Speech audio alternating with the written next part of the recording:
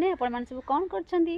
ମୁଁ ଆପଣମାନଙ୍କୁ ନା ମର୍ଣ୍ଣିଂ କହିବି ନା ଇଭିନିଂ କହିବି ନା ଆଫ୍ଟରନୁନ୍ କହିବି ନା ନାଇଟ୍ କହିବି, କିଛି ବି କହିବିନି, କାରଣ ମୋ ଭିଡ଼ିଓର ପଠେଇବାର ଠିକଣା ଟାଇମ୍ ନଥାଏ।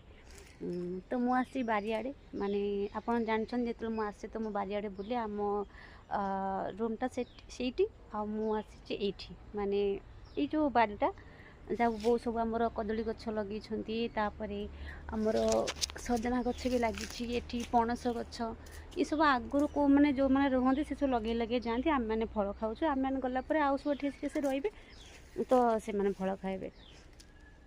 ତ ମୋ ବାବାଙ୍କର ଆଉ ବେଶୀ ନୁହଁ, ଆଉ 2-3 ମାସ ଭିତର କଥା, ଏଠୁ ସେ ରିଟାୟାରମେଣ୍ଟ ହେଇଯିବେ। ସେଥିପାଇଁକି ମୁଁ ଆସିଥିଲି, କାରଣ ଭାବିଥିଲି ଏଇ ମାସରେ ବାବାଙ୍କ ରିଟାୟାର ହେବ ବୋଲି, କିନ୍ତୁ 2 ମାସ ଘୁଞ୍ଚି ଯାଇଛି।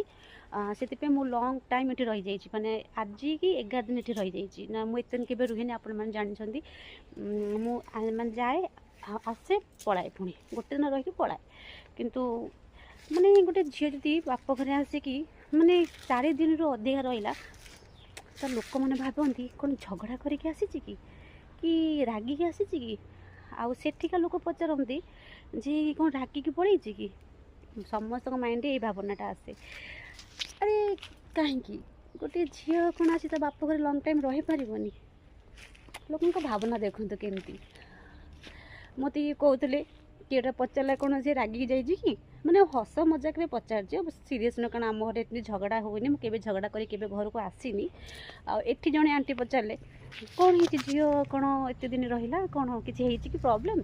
ହଁ, ବୋଉ କହିଲା ନାଇଁ ତ, ସେମିତି କିଛି ନାହିଁ, ବାସ୍ ସେ ଆସିକି ପଳାଏ। ଆମେ ବହୁତ ତାକୁ ବାଧ୍ୟ କରି ତାକୁ ସ୍ୱାମୀକି କହିଛୁ ସେ ଆଜି ଏଥରକ ରହିବ ଟିକେ ଲଙ୍ଗ୍ ଟାଇମ୍, ସେଥିପାଇଁ ସେ ରହିଛି।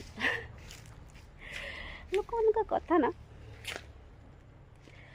ଛାଡ଼ନ୍ତୁ ସେ କଥା, ଟପିକ୍ ଉପରକୁ ଆସନ୍ତୁ।